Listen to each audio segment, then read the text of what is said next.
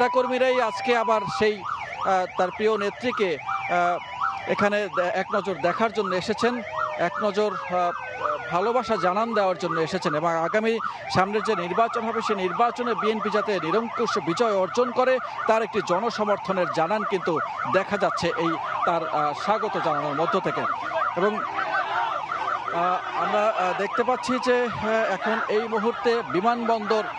পার হচ্ছে আমার বেগম জিয়ার গাড়িবহর এবং আমরাও তার পাশাপাশি যাওয়ার চেষ্টা করছি। এবং দীর্ঘ 4 মাসের যে অপেক্ষা, সেই 4 মাসের অপেক্ষা সেই প্রতীক্ষা অবসান ঘটেছে শুধু তার অবস্থানের মধ্য থেকে নয়, তার পাশাপাশি আরও কয়েকটি চমক নিয়ে তার পরিবারের সদস্যদের নিয়ে। আমি দেখতে পাচ্ছি যে জুবাইদুর রহমানের ছবি সম্বলিত ব্যানারও বিভিন্ন জায়গায় তার নেতাকর্মীরা তারা হাতে নিয়ে প্ল্যাকার্ড হাতে নিয়ে অবস্থান করছেন এবং আস্তে আস্তে করে গাড়িবহরটি এগিয়ে যাচ্ছে হোটেল রেডিসনের দিকে এবং এই মুহূর্তে খিলক্ষেতের দিকে অবস্থান দেখতে পাচ্ছি। খিলক্ষেতের দিকে আমরা অবস্থান দেখতে পাচ্ছি।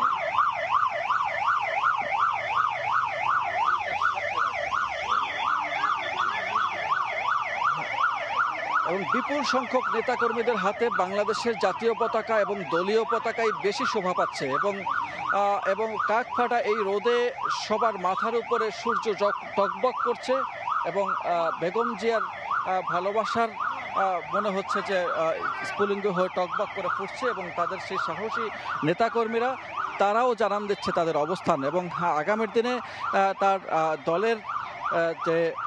অবস্থান আছে সেই অবস্থানকে আরও শক্ত করে দেওয়ার জন্য আজকের দিনটি একটি বিশেষ গুরুত্ব বহন করছে। এবং ঠিক তিনি যাওয়ার দিনও যে অবস্থা ছিল এবং আসার দিনও কিন্তু তাকে আরও বেশি অনাড়ম্বর পূরণভাবে তাকে স্বাগত জানানো হচ্ছে এবং দেখতে পাচ্ছি যে এই আড়ম্বরপূর্ণভাবে স্বাগত জানানোর মধ্য থেকে সারা দেশের মানুষ হয়তো আমাদের মাধ্যমে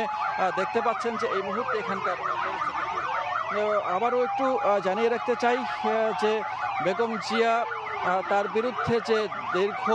37টি মামলা করা হয়েছিল তার 23টি মামলাই খারিজ হয়ে গেছে 23টি মামলা 5ই আগস্টের পর থেকে। এবং এর আগের যে অন্য যে মামলাগুলো আছে সেই মামলাগুলো বেশিরভাগ মামলাই হয়েছে 2007 সালে তত্ত্বাবধায়ক সরকারের আমলে, 2008 সালে আওয়ামী লীগ সরকারের আমল থেকে শুরু হয়েছে তার অন্যান্য বিভিন্ন মামলা। উল্লেখযোগ্য বেশি সংখ্যক মামলাই আওয়ামী লীগ সরকারের আমলে যে মামলাগুলো দেওয়া হয়েছে সেই মামলাগুলো দেওয়া হয়েছে নাশকতার মামলা। সেই নাশকতার মামলাগুলোকে ভুয়া মামলা হিসেবেই কিন্তু দোষী সাব্যস্ত না করে তাকে খারিজ করে দেওয়া হয়েছে। 5ই আগস্টের পরে শুরুর দিকেই রাষ্ট্রপতি তিনি তার মামলাগুলোকে ক্ষমা করে দেন এবং তারপরে আমরা দেখেছি ডক্টর মোহাম্মদ ইউনূস এবং বৈষম্য বিরোধী ছাত্র আন্দোলনের নেতৃবৃন্দ তারা একটি অনুষ্ঠানে তাকে আমন্ত্রণ জানায় এবং প্রথমবারের মতো দীর্ঘ অনেক দিন পরে তারা তাদেরকে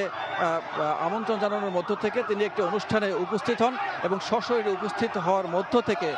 তিনি প্রথম কোনো অনুষ্ঠানে তিনি উপস্থিত হন এবং সেখানে তিনি সম্মানে ভূষিত হন এবং বর্তমান অন্তর্বর্তীকালীন সরকারের প্রধান ডক্টর মোহাম্মদ ইউনূস এবং বৈষম্য বিরোধী ছাত্র আন্দোলন যারা একটি অভ্যুত্থান ঘটিয়েছে তাদেরকেও তিনি সাধুবাদ জানিয়েছিলেন সেই অনুষ্ঠানে। এবং দীর্ঘদিন যে ভোটহীন একটি সরকারের পথ চলা হয়েছে সেই পথ চলার ভেদ করে এবং আজকের সেই তরুণ ছাত্র জনতা আবারও যে বাংলাদেশকে এক কাতারে নিয়ে আসতে পেরেছে সেই সময় বেগম জিয়া প্রথমবারের মতো বাইরে কোনো অনুষ্ঠানে যোগ দিয়ে তিনিও তাদেরকে কিন্তু শুভেচ্ছা জানিয়েছেন, তাদেরকে ধন্যবাদ জানিয়েছেন এবং তাদের সঙ্গে বেশ সুন্দর একটি সময় কাটিয়েছেন। এবং তারপরেই একের পর এক আমরা দেখতে পেয়েছি যে নানান রকমেরভাবেই তিনি চেষ্টা করছিলেন যে তার মামলাগুলো খারিজ হওয়ার পরে এবং একের পর এক যখন খারিজ হয়েছে তখন তিনি বিদেশে যাওয়ার জন্য।